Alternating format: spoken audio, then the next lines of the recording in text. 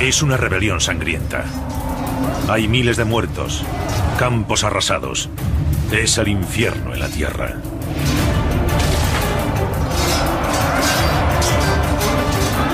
Los rebeldes son un pueblo de tribus de diferentes etnias, los galos. Su-Adalid es el primer general que fue capaz de unirlas, Vercingetorix.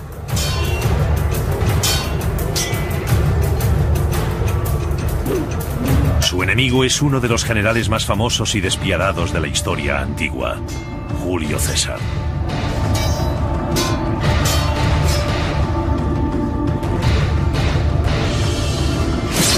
Los romanos llevan 100 años oprimiendo con brutalidad a los galos. Había llegado la hora del desquite. Se prepara el escenario para una de las mayores confrontaciones militares de la historia. Una batalla de maravillas tecnológicas que pone a prueba la astucia y los recursos de ambos generales. Y que dará forma a Europa en los siglos venideros. Y garantizará el futuro de un imperio.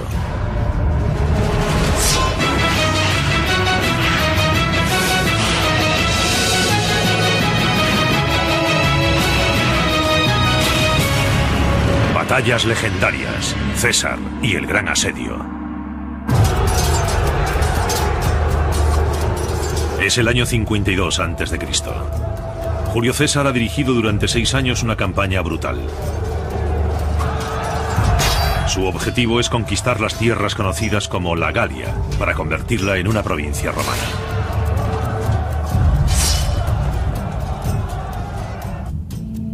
Cuando en el año 58 a.C.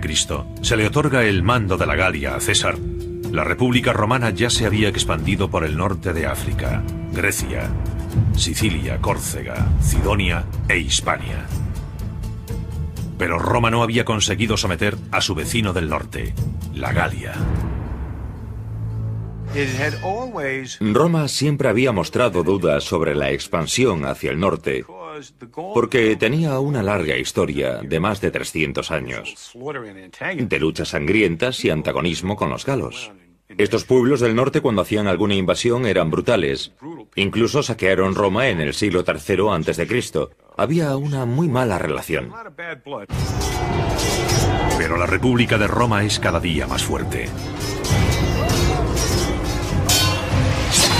Julio César, al mando de más de 50.000 soldados romanos, se abre paso a través de la Galia con una crueldad clamorosa. El Senado romano envió a César a la Galia como procónsul, es decir, para conquistar la región y transformarla en una provincia de Roma. Lo más curioso de este gran general es que no había estado nunca en el ejército y carecía de experiencia alguna en combate o de mando en combate. ¿Y por qué es un gran general? La respuesta es que fue el primer general romano en dejar no solo sus memorias, sino un relato detallado de todas sus campañas, lo que denota una gran inteligencia. Con lo que escribió César sobre los 6 años de guerra en la Galia, se llenaron 7 libros. Aunque él se considera un genio militar, puede que su éxito se explique por la calidad de su ejército. Cuando se desarrolló la campaña de la Galia, el ejército romano se había profesionalizado. Hasta el siglo I era un ejército de milicias. Había que reclutar nuevas tropas cada año, adiestrarlas y someterlas al control de generales políticos, lo que creaba problemas. Pero las reformas militares, instituidas 50 años antes de la llegada de César al poder, crearon un ejército disciplinado de soldados profesionales. Es posible que el encargado fuese un aficionado, pero había 10 legiones de soldados profesionales. Es uno de los puntos que explica el éxito de César. Quizás otro punto sea que se puede ser un gran general aunque no se combata. En el caso de la Galia no eran ejércitos realmente significativos. La Galia no es una nación unificada con un ejército nacional. Es un conglomerado de ejércitos tribales que carece de disciplina y cohesión.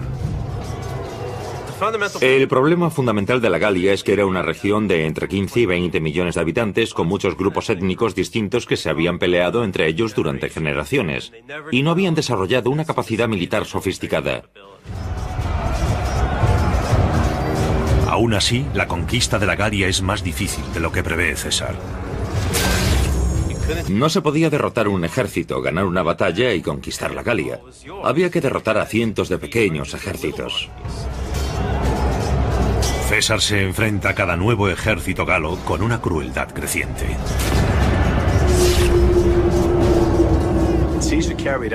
César cometió carnicerías horrendas como producto de la típica brutalidad romana de imponer o bien la amistad de Roma o el terror de Roma.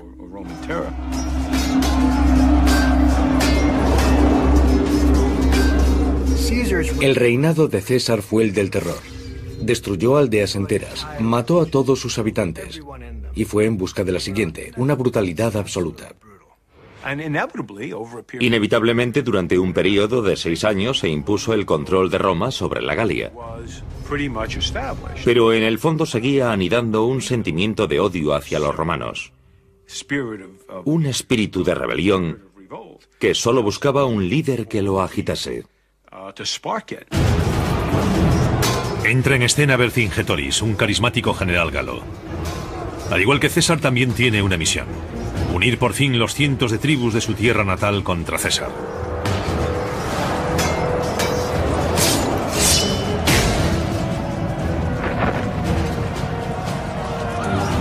Vercingetorix es un rival digno de César. De joven se había adiestrado y peleado al lado de las legiones romanas.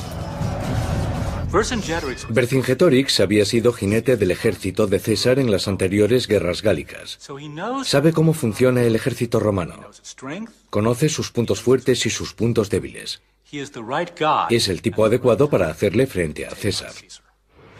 Vercingetorix estaba convencido de que podía ser el momento justo, la gran oportunidad de los galos. No era su tribu o la otra, era todo el mundo.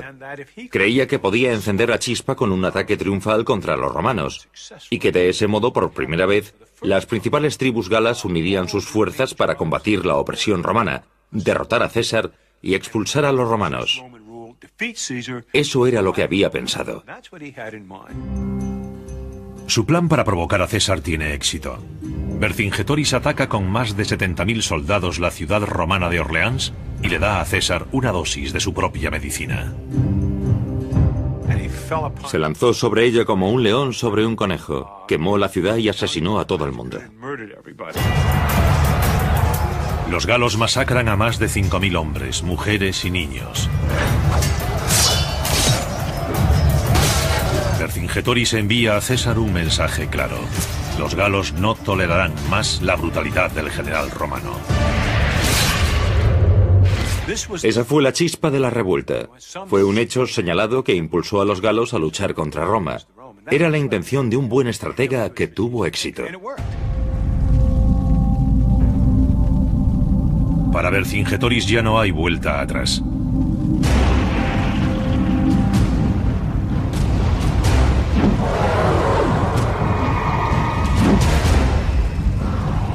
Ha comenzado la revolución. Él y César se encontrarán frente a frente. Pero Vercingetorix tiene la iniciativa.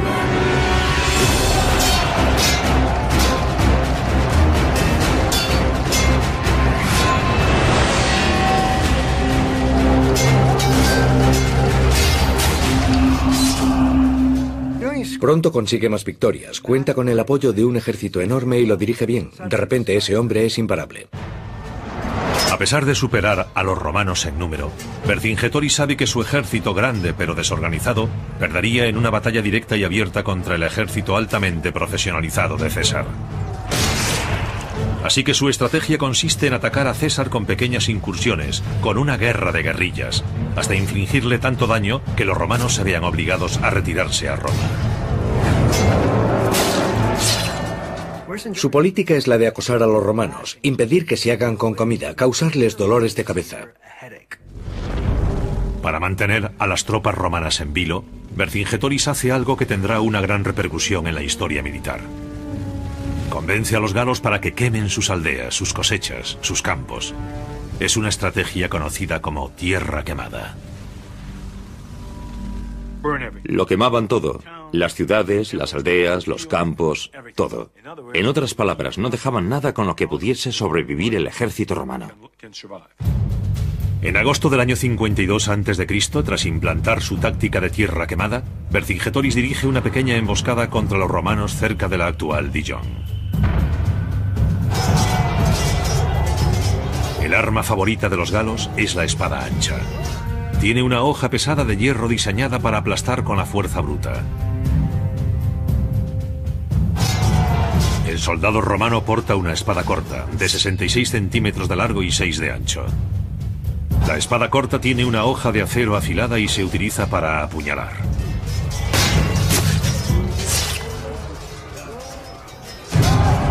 Tras un combate de varias horas en Dijon, Vercingetorix pone fin a los ataques relámpago y retira a sus hombres. Parece que tiene éxito la estrategia del galo. César se pone en marcha desde Dijon hacia la frontera de Roma. Vercingetorix lo persigue con su ejército para impedir que César alcance Roma y reabastezca sus fuerzas. Baja con su ejército para bloquear el camino de César hacia Roma. Llega demasiado tarde. César ya está al sur del punto en que se encuentra él. Así que está detrás de César, no delante de él. Trata de pasar al ataque. Los romanos dan la vuelta, hay unas escaramuzas y los romanos consiguen pasar. En ese momento, Vercingetorix piensa: se hace difícil alimentar al ejército aquí.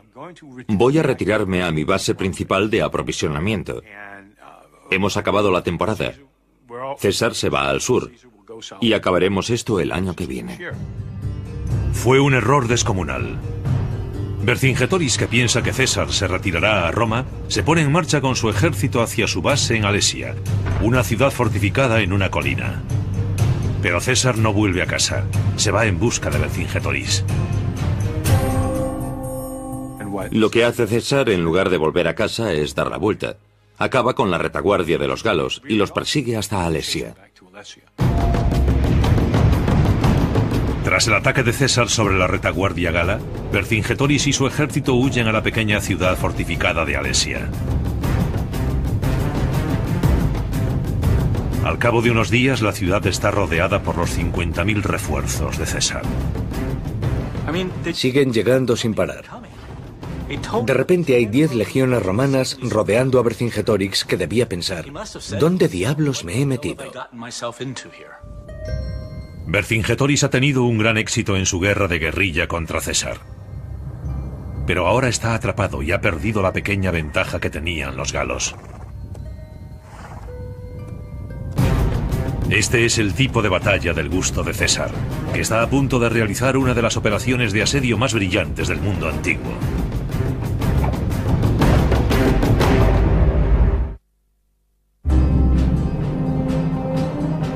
Año 52 a.C., la ciudad de Alesia.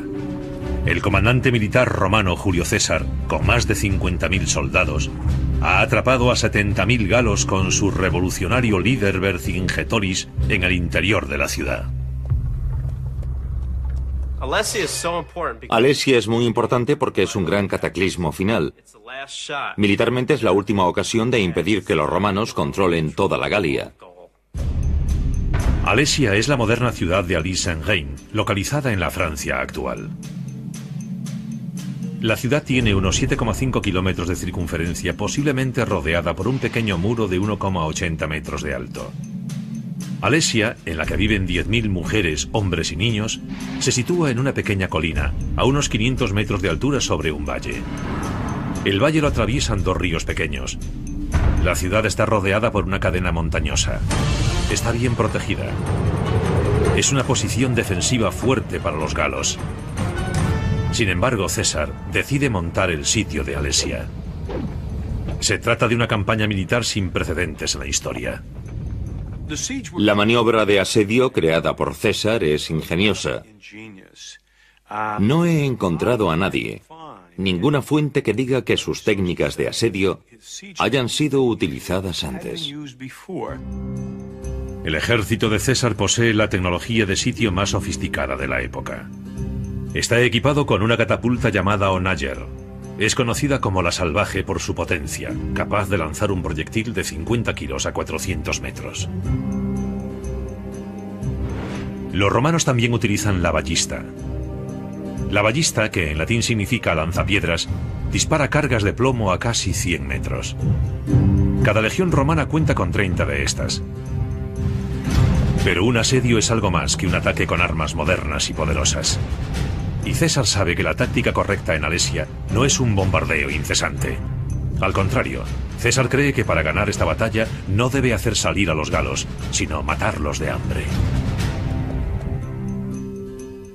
César decide construir un muro de 15 kilómetros alrededor de Alesia para encerrar a los galos dentro de su ciudad. Lo que Vercingetoris pensó que sería un refugio seguro resulta ser una trampa mortal.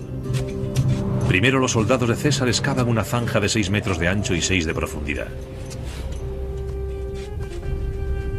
A continuación excavan otra zanja de 5 metros de ancho y 2,5 metros de profundidad que puede llenarse de agua. Después otro foso seco. Finalmente comienzan las obras del muro de 4 metros de altura, rematado por torres de vigilancia cada 75 metros. Lo llaman circunvalación. Se construye un muro alrededor de una ciudad. Se trata de meter en prisión a miles de personas. El propósito de todo eso era impedir que saliese nadie de la ciudad.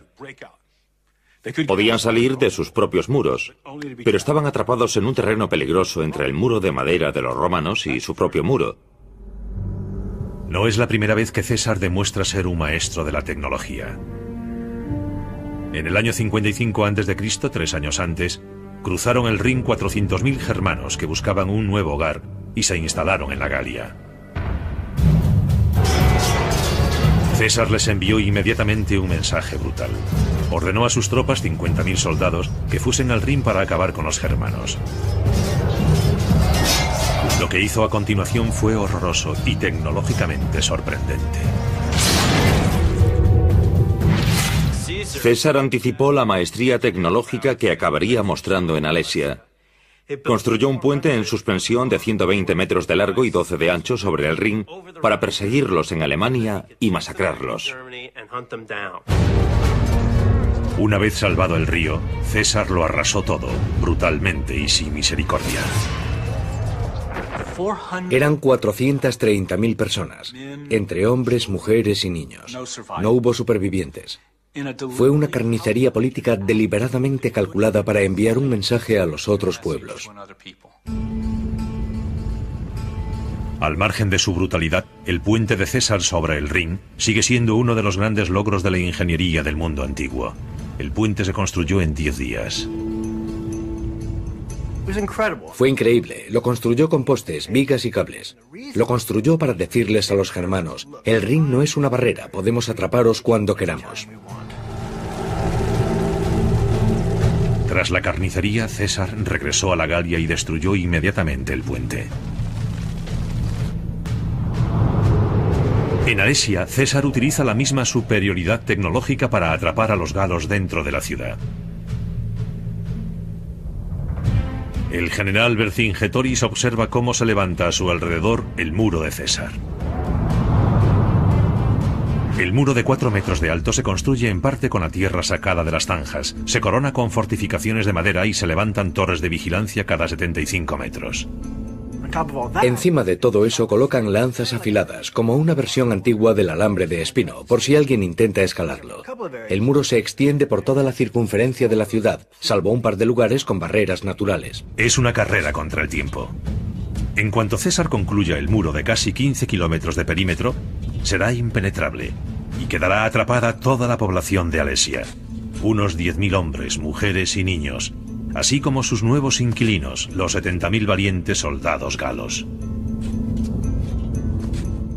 Vercingetoris había almacenado carne y maíz en Alesia, pero no le durará para siempre. Los hombres de César podían ir a robar o a comprar provisiones, pero eso es más fácil decirlo que hacerlo. No olvidemos que Vercingetoris había destruido mucho durante su campaña de Tierra Quemada. Vercingetoris sabe que la batalla la ganará el que sea capaz de evitar morirse de hambre. Por eso su única esperanza es impedir la construcción del muro y evitar que los romanos acumulen provisiones. Si consiguiese aguantar a César en la ciudad, tarde o temprano, al ejército romano le resultaría difícil conseguir comida, y eso mermaría sus fuerzas. Lo que tenía que hacer era atacar al ejército romano sin descanso e impedir que almacenase provisiones. Vercingetorix recurre a su antigua táctica, la guerra relámpago. Envía varios miles de jinetes a hostigar a los obreros de César y a los que buscan comida. Vercingetorix se sale con la suya unas cuantas veces, pero al final, durante uno de esos ataques, César lanza un contraataque. No sabemos con certeza de cuántos jinetes disponía César, pero calculo que entre 5.000 o 6.000 y otros 3.000 o 4.000 jinetes mercenarios. Una escaramuza ocurrida entre el muro de César y Alesia. La caballería romana consigue ventaja y los galos se retiran. Pero Vercingetorix ordena cerrar las puertas de Alesia para proteger a los galos que ya están dentro. Los galos sufren muchas bajas. Son hombres sin caballo que tratan de volver a la ciudad. Vercingetorix ha sentenciado a muerte a sus hombres.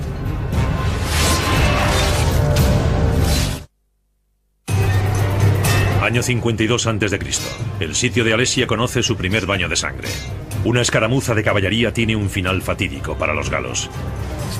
A pesar de vencer en esa pequeña escaramuza, César continúa el asedio. Ordena abrir más zanjas, colocar más dispositivos antipersona y construir más trampas mortales. Se ponen en el fondo de las zanjas trampas con afiladas estacas de madera llamadas cipi. Se extiende una barrera de púas de hierro llamadas stimuli delante de los muros para pinchar los pies de los soldados y los cascos de los caballos. Había fosos inundados, árboles derribados para formar obstáculos y, cubriéndolo todo, una colección de armas. Flechas, flechas con fuego, ondas, proyectiles. Podían crear una lluvia de fuego en una zona de impacto. Al cabo de 5 semanas, el muro de 15 kilómetros, dotado de pozos, obstáculos y dispositivos antipersona, se había finalizado casi por completo. El general galo Vercingetorix se ve obligado a jugársela. Envía toda su caballería, 15.000 hombres, a recorrer la Galia para reclutar ayuda entre las otras tribus galas. Puede parecer una buena jugada, pero piénsenlo un poco. Había tenido éxito hostigando a César.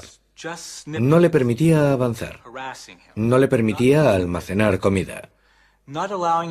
Pero renuncia a todo eso. Y sin ánimo de ofender, dice, que venga la caballería.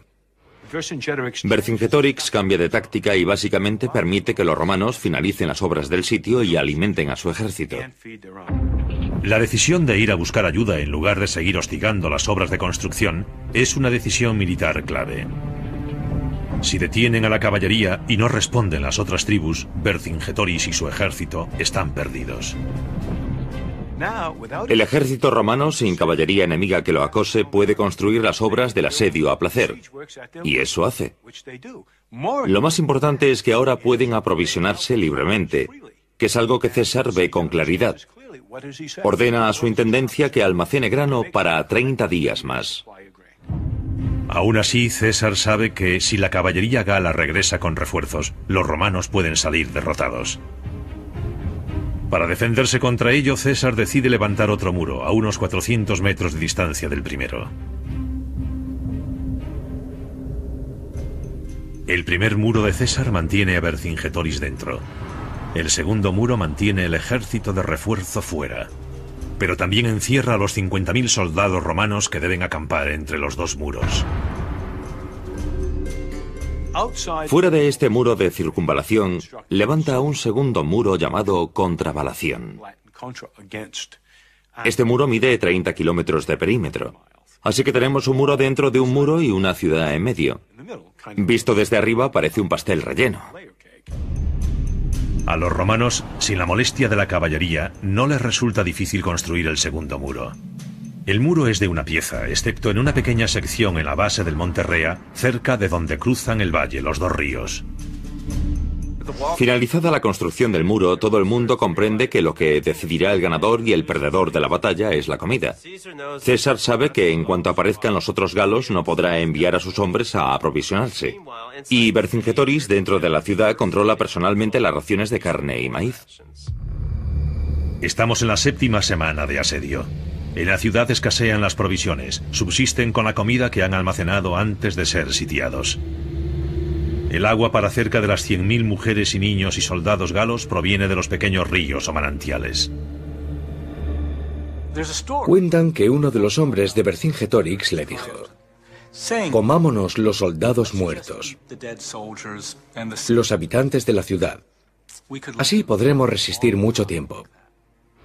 No habría sido el primer caso de canibalismo ni el último. Recuerden el grupo de Donner en nuestra propia historia. En los viejos libros de historia siempre se califica a los galos de bárbaros, pero está claro que tenían algo de humanidad. Vercingetorix no lo permitió. Sabe que hay demasiadas bocas hambrientas que alimentar. Traza un plan que espera que salve las vidas de algunas mujeres y niños. Lo que hizo fue mandarlos al muro romano y decirles: dejad que se vayan. Esto no tiene sentido. O convertidlos en esclavos. César rechaza la oferta. Sus hombres están al borde de la hambruna. No hay nada que recoger en la tierra que rodea Alesia por culpa de la estrategia de tierra quemada de Vercingetorix. Siente poca simpatía por las mujeres y niños galos desesperados que deben regresar a Alesia. Pero Vercingetorix tampoco quiere recogerlos de nuevo. Se había deshecho de una gran cantidad de personas que ya no debía alimentar. Se negó a abrir las puertas de la ciudad. Así quedó atrapada mucha gente entre el muro exterior y el primer muro romano, donde simplemente dejaron que se muriera de hambre. Hay cerca de 3.000 mujeres y niños atrapados en tierra de nadie, títeres en la lucha de voluntades entre Vercingetorix y César. Estos pobres desgraciados languidecen en una especie de limbo. Están atrapados literalmente en medio de la batalla, no los quiere nadie. Es Vercingetorix el que primero cede en esta lucha de voluntades. Al final se abren las puertas de Alesia y vuelven a entrar los habitantes de la villa. César gana la batalla de voluntades. El líder galo Vercingetorix no consigue transferirle el problema a César, y este logra recordarle a la gente con qué clase de hombre están tratando. Para los galos, el panorama es desolador. Pero a los 3 días aparece en el horizonte un ejército galo de refresco con 60.000 hombres. Están liderados por Comio, un viejo conocido de César.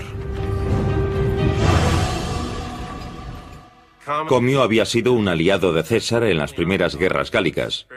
Vercingetorix también había luchado para César. Para César era un acto de traición que estos hombres se enfrentasen a él. Comio no tarda en hacerle saber a César que ha llegado.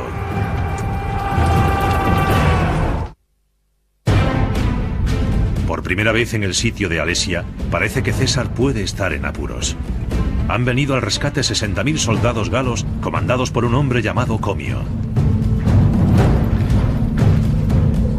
Pretenden ayudar a Vercingetorix, que está atrapado dentro de la ciudad con decenas de miles de civiles y soldados. Comio pasa inmediatamente a la ofensiva.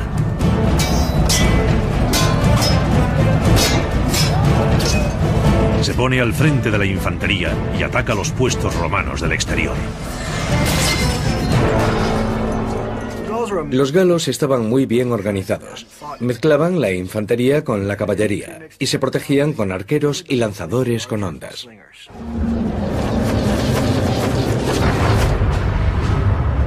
César se ve obligado a enviar 5.000 jinetes a defender el muro, pero lo recibe una lluvia de flechas. Cuando parece que cederán las defensas romanas, César envía refuerzos. Ha elegido el momento justo y las nuevas tropas rechazan a los galos. A pesar de la gran diferencia en número, César hace retroceder a los galos hasta las montañas y realiza una masacre entre los arqueros que apoyaban a la caballería gala. La batalla es encarnizada desde el mediodía hasta que se pone el sol. Vencen los romanos. El primer asalto de los galos es un fracaso. La batalla era prácticamente suya. Tenían 4 veces más soldados y aún así no pudieron derrotar a César. No era un buen augurio. Pero Vercingetorix no tiene intención de rendirse. De alguna forma consigue coordinarse con Comio para lanzar un ataque nocturno en todos los frentes contra las posiciones romanas. No sabemos muy bien cómo se comunicarían Comio y Vercingetorix. Puede que tuviesen espías capaces de atravesar el muro, pero no creo que se comunicasen durante la batalla. Aquello era un caos.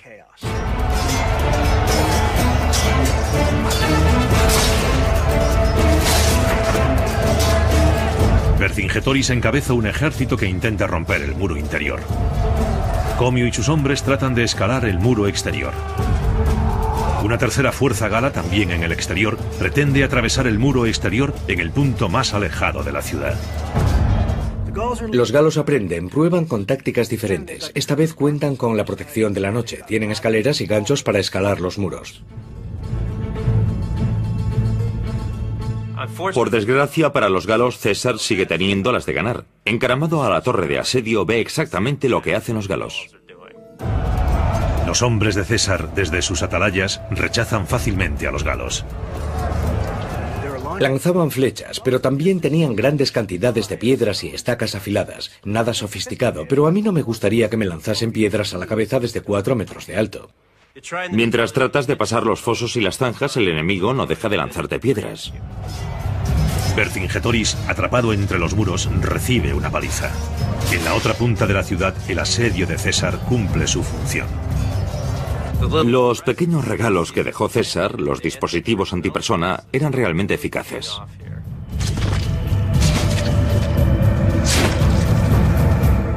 No pueden dar un paso sin caer desde 3 metros sobre una estaca o sin que se les clave un gancho en las piernas. Los galos no pueden superar el asedio perfectamente diseñado por César.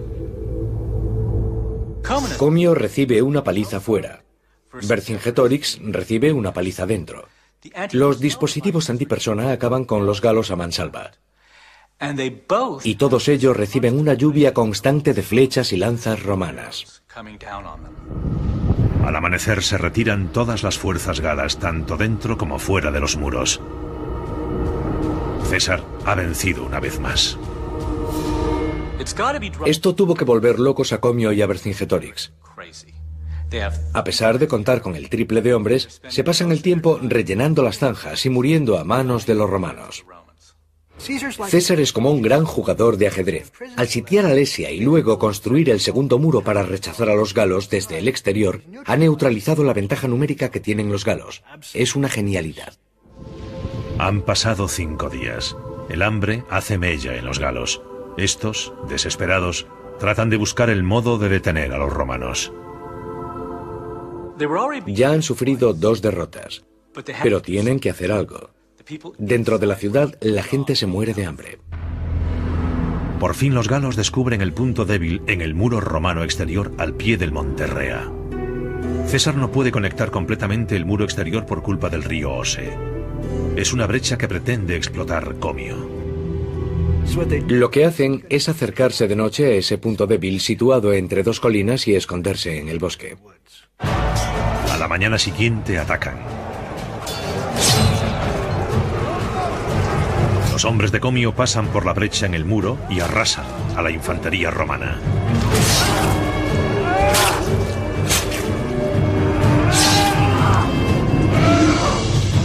Un segundo grupo de galos trata de atravesar el muro por otra zona. La segunda fuerza gala empieza a superar el muro. Los romanos no tienen ya nada que lanzar. Al mismo tiempo, Vercingetorix ataca desde el interior.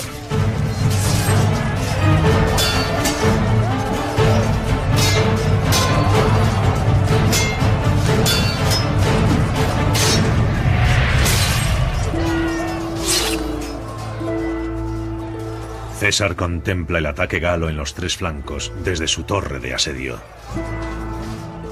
Los historiadores suelen discutir sobre si César era tan buen estratega, pero lo que hizo en esta batalla final fue como dirigir una orquesta. César decide asignar 3.600 refuerzos a defender la brecha en el muro. Ordenó que la caballería del lado norte actuase como refuerzo para proteger aquel punto débil, pero al mismo tiempo los galos enviaron otros 20.000 hombres a la brecha del muro. Pero 20.000 hombres no sirven de mucho si hay que hacerlos pasar por un hueco estrecho entre dos ríos, mientras en ambos lados hay campamentos de legionarios y delante un foso y un muro. César observa el cambio de táctica de los galos. Si no consiguen atravesar el muro, lo derribarán. Ahora están junto al muro y empiezan a destruirlo con ganchos de hierro especiales para derribar los muros de las ciudades asediadas. Es el mundo al revés por culpa de los muros de César. Normalmente son los conquistadores los que usan los ganchos, no los defensores. Es una batalla encarnizada en todos los frentes.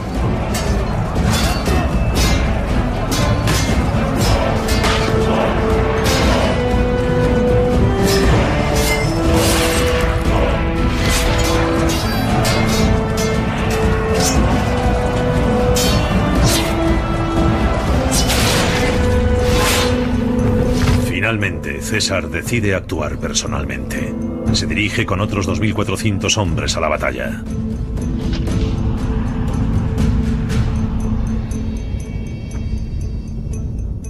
Asume el mando de 4 cohortes de infantería y se pone su famosa capa roja. Siempre le pareció importante que las tropas viesen a sus generales en la batalla, y entra en la refriega con sus 4 cohortes.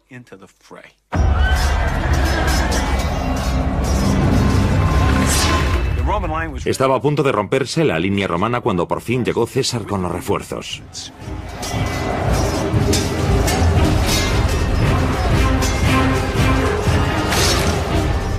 Ahí está, ensartando galos con su espada, haciendo una carnicería.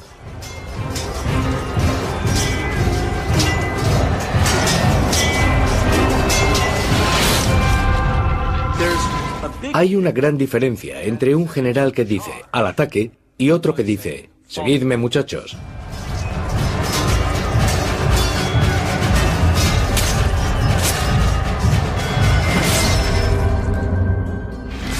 Patton se ponía la capa roja para imitar a César.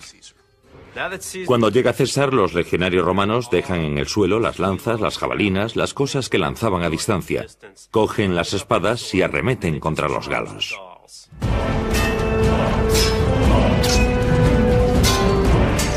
César tiene la iniciativa y no piensa cejar en su empeño.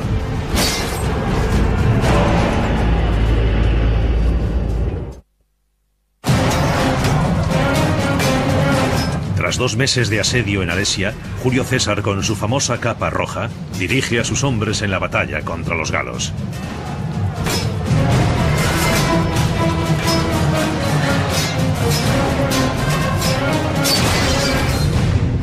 Dicen que las líneas romanas estaban al borde de la ruptura, hasta que llegó el propio César en el último minuto con el refuerzo de 4 cohortes, lo que aumentó la moral de los romanos, porque vieron a su general luchando a su lado con la capa roja. Esa noche llega la oportunidad de César. Persigue a los galos hasta su campamento y los sacrifica como a animales.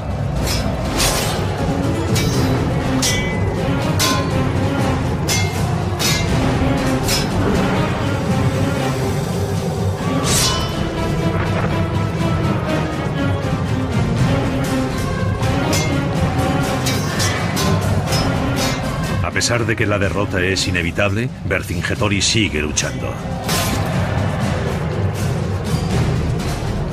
Su estrategia de unir las tribus galas para combatir la opresión romana ha fracasado.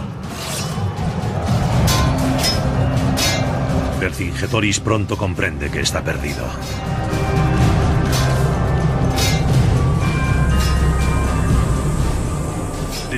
La derrota es un mensaje de desesperanza para las otras tribus de la coalición. 1 o 2 días después, una a una, como han hecho tantas veces en el pasado, empiezan a desfilar de regreso a sus dominios tribales. Y aunque Vercingetorix sabe que se ha terminado la partida, es él quien toma la iniciativa y abre las negociaciones con los romanos. César se había ganado una reputación exterminando tribus enteras. Pero curiosamente, tras esta batalla, decide indultar a los guerreros galos. César fue muy benevolente. No es normal en él, que tiene fama de exterminar tribus enteras. Puede que intuyese que para calmar la insurgencia debía cambiar de táctica. O quizás aprendiese a respetar el espíritu batallador de los galos. Pero fue Vercingetorix el que inició todo esto. Había que dar ejemplo con él.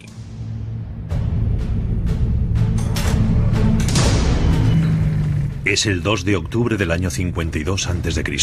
Tras casi 2 meses de una cruenta batalla, Vercingetorix se rinde. Vercingetorix se pone su mejor armadura, atraviesa la puerta y se acerca a César. Detrás de él hay miles de romanos. Imagínense la escena. He aquí el hombre que se atrevió a desafiar a César cara a cara.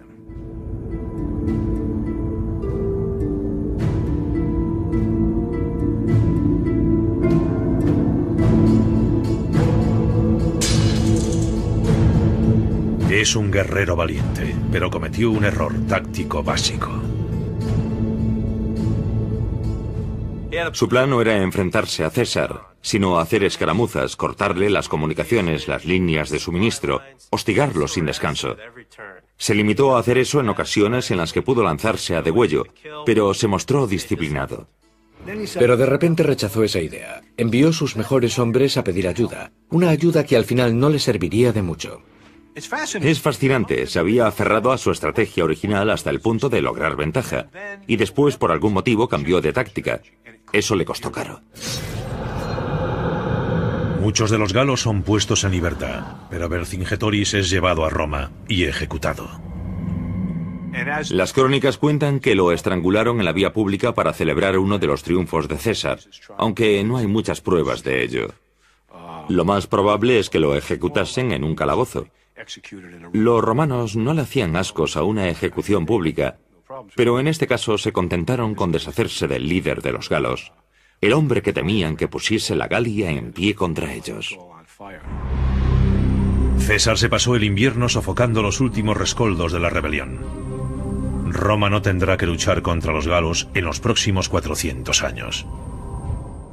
Podemos comparar a César con William Tecumseh Sherman, por su marcha a través de Georgia. En 1867 le encargaron doblegar la resistencia de los indios en el oeste. Utilizó contra los indios la misma táctica de César contra los galos: tierra quemada, masacres, exterminio, hambre, con el mismo resultado. Ganó él. Se crearon reservas para los indios y se convirtieron en americanos.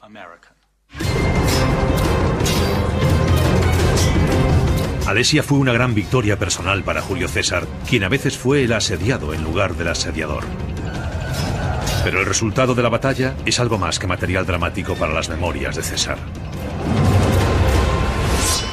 A largo plazo, la batalla de Alesia fue una de las cosas más beneficiosas para toda Europa. Lo que hizo fue permitir la romanización de una vasta región, desde el Rin hasta los Pirineos, lo que hoy llamaríamos Europa Occidental. Se civilizó, se organizó como provincia romana y luego, fundamentalmente bajo el imperio, llegó a ser como la misma Roma, hasta tal punto que los galos nunca se consideraron otra cosa que ciudadanos romanos. Hay quien dice que la campaña de César fue el reinado del terror. Pero en Alesia utilizó estrategias brillantes para derrotar a un numeroso ejército galo que atacaba desde los flancos. El resultado fue que César, además de destruir a los galos, unió un territorio que se convertiría en una parte importante de la Europa occidental. Al final todo eso fue posible gracias a la inteligencia de Julio César, a la derrota de Vercingetorix y al asedio de Alesia.